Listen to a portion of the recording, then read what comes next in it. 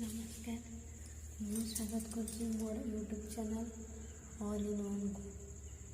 ଆପଣମାନେ କେମିତି ଅଛନ୍ତି କମେଣ୍ଟରେ ଲେଖି ଜଣାଇବେ। ମୁଁ ବହୁତ ଭଲରେ ଅଛି। ଆଜି ମୁଁ ମୋର ଇଣ୍ଟ୍ରୋଡକ୍ସନ୍ ଦେବାକୁ ଚାହୁଁଛି। ମୁଁ କିଏ, କ'ଣ କରୁଛି, କେଉଁଠି ରହୁଛି ସେ ବିଷୟରେ କିଛି କହିବାକୁ ଚାହୁଁଛି।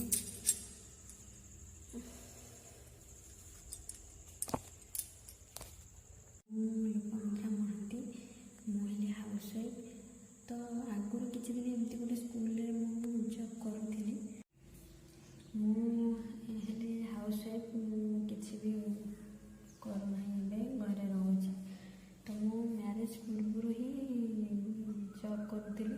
ଏମିତି ଗୋଟେ ପ୍ରାଇଭେଟ୍ ସ୍କୁଲରେ ହିଁ ଥିଲି। ବର୍ଷେ ପାଖାପାଖି ରହିଛି, ତାପରେ ମୋର ମ୍ୟାରେଜ୍ ହେଇଗଲା। ମ୍ୟାରେଜ୍ ପରେ ମୁଁ ସେ ସ୍କୁଲରେ ଜବ୍ କଲି ନାହିଁ। ତ ମୋର ମ୍ୟାରେଜ୍ ଏବେ 1.5 ବର୍ଷ ପାଖାପାଖି ହେଇଗଲାଣି। ମୋର ବି ଗୋଟେ ପୁଅ ଅଛି, 2 ମାସର ଗୋଟେ ପୁଅ ଅଛି। ତ ମୁଁ ମ୍ୟାରେଜ୍ ପରେ କିଛି ଦିନ ଶାଶୁଘରେ ରହିଥିଲି। ତାପରେ ମୋ ହଜବେଣ୍ଡଙ୍କ ସହିତ ବାହାରେ ରହୁଥିଲି। ଯେବେ ପୁଅ ହେବାର ହେଲା ତ ମୁଁ ଶାଶୁଘରକୁ ଆସିଲି। ଶାଶୁଘରେ କିଛି ଦିନ ରହିଲି। ତାପରେ ସାଦଖିଆ ହେଲା। ସାଦଖିଆ ହେବା ପରେ ମୋ ପୁଅ ହେଲା। ପୁଅ ହେବା ପରେ ମୁଁ ଶାଶୁଘରେ କିଛି ଦିନ ରହିଲି। ରହିବା ପରେ ପୁଣି ମୋର ବାପାଙ୍କ ଘରକୁ ଆସିଲି। ମୋ ପୁଅ ଯେବେ 2 ମାସର ହେଲା ମୋ ଶାଶୁଘରକୁ ଆସିଲି। ମୁଁ ଏବେ ମୋ ବାପାଙ୍କ ଘରେ ରହୁଛି। ଏବେ କିଛି ଦିନ ରହିବି। ତ କରୋନା ବହୁତ ସ୍ପ୍ରେଡ୍ ହେଉଛି।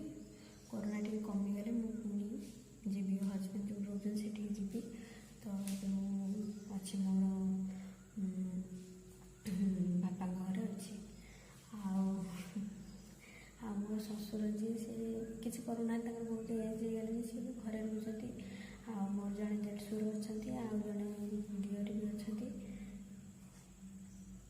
ଦେଢ଼ଶୁର ଯିଏ, ସିଏ ଏମିତି ଗୋଟେ ଦୋକାନ ଦେଇଛନ୍ତି, ଇଲେକ୍ଟ୍ରୋନିକ୍ସ ଦୋକାନ। ଆଉ ଦିଅର ଯିଏ, ସିଏ ବି ଗୋଟେ ଦୋକାନ ଦେଇଛନ୍ତି। ଆଉ ଆମର ଆଉ ଗୋଟେ ପୁଅ ବି ଅଛି 6-7 ବର୍ଷର ଘରେ। ଆଉ ମୋର ଜଣେ ଯାଆ ଅଛନ୍ତି। ଆଉ ଶାଶୁ ବି ମୋର ହାଉସ୍ୱାଇଫ୍, ଯାଆ ବି ମୋର ହାଉସ୍ୱାଇଫ୍। ଆଉ ଏତିକି ହେଲା ଆମର ଫ୍ୟାମିଲି। ଆଉ ଜଣେ ଜେଜେମା ବି ଅଛନ୍ତି, ସରି ମୁଁ କହିବାକୁ ଭୁଲି ଯାଇଥିଲି, ଜେଜେମା ବି ଅଛନ୍ତି। ଆଉ ଏତିକି। ଆଉ ଜେଜେମାଙ୍କର ବି ବହୁତ ଏଜ୍ ହେଇଗଲାଣି, 90 ପାଖାପାଖି ଏଜ୍ ହେଲାଣି, ସେ ଅଛନ୍ତି। ଆଉ ସେ ସବୁଦିନ କିଛି ନା କିଛି ହିଁ କାମ କରୁଛନ୍ତି। ସେ ଡେଲି ପରିବା କାଟନ୍ତି, ଆଉ କିଛି ବି ଘରର କାମ ବି କରିଦିଅନ୍ତି। ବଡ଼ି ବି ବାରନ୍ତି, କି ପରିବା କାଟି ଦିଅନ୍ତି। ଡେଲି ସେ ପରିବା କାଟି ଦିଅନ୍ତି। ଆଉ କିଛି ନା କିଛି ସେ କାମ ହିଁ କରନ୍ତି। ଜେଜେମା ବହୁତ ଭଲ, ବହୁତ ଏଜ୍ ହେଇଗଲାଣି, ଫିର୍ ବି ବହୁତ ଷ୍ଟ୍ରଙ୍ଗ୍ ଅଛନ୍ତି। ଆଉ ଏତିକି ହେଲା ଆମର ଟୋଟାଲି ଶାଶୁଘର ଫ୍ୟାମିଲି। ଆଉ ବାପାଙ୍କ ଘରେ ବି ସେମିତି ମୋର 3 ଜଣ ଭାଇ। ଜଣେ ମ୍ୟାରେଜ୍ କରିଛନ୍ତି, ଆଉ ସେ ବଡ଼ ଭାଇ ଭାଉଜ ବି ଘରେ ରହୁଛନ୍ତି। ଆଉ ଯେଉଁ ବଡ଼ ଭାଇ ମ୍ୟାରେଜ୍ କରିଛନ୍ତି ସିଏ ହେଲେ କଲେଜରେ ଲେକ୍ଚର୍ ଅଛନ୍ତି। ଆଉ ଯେ 2nd ନମ୍ବର ଭାଇ ଯିଏ, ସିଏ ଦିଲ୍ଲୀରେ ଇଞ୍ଜିନିୟର ଅଛନ୍ତି। ଆଉ ମୋର ସାନ ଭାଇ ଯିଏ ମୋ ଠାରୁ ସାନ, ସିଏ ହେଲେ କଟକରେ ସେ ଡକ୍ଟର ଅଛି। ଆଉ ମୋର ଡାଡ଼ି ଯିଏ, ସିଏ ବି ଟିଚର୍ ଅଛନ୍ତି ସ୍କୁଲରେ। ଆଉ ମୋ ମମି ହାଉସ୍ୱାଇଫ୍। ଆଉ ଆମର ବି ଗୋଟେ ଛୋଟ ପୁଅ ଅଛି, ସିଏ ବି 5 ବର୍ଷର। ସିଏ ବି ବହୁତ ଦୁଷ୍ଟ ହେଉଛି। ଆଉ ତାଙ୍କୁ ମୁଁ ସମସ୍ତଙ୍କୁ ଆପଣଙ୍କୁ ପରେ ଦେଖେଇବି। ଆଜି ତ ଟାଇମ୍ ହେବନି, ସମସ୍ତେ ବି ଏବେ ଖାଇକି ଶୋଇଛନ୍ତି।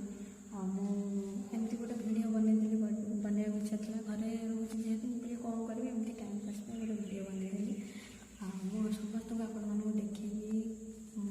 ମୋର ଶାଶୁଘରକୁ ଗଲେ ଶାଶୁଘର ଫ୍ୟାମିଲିର ସମସ୍ତଙ୍କୁ ଦେଖେଇବି। ଆଉ ମୋ ବାପାଙ୍କ ଘରେ ବି ସମସ୍ତଙ୍କୁ ଆପଣଙ୍କୁ ଦେଖେଇବି।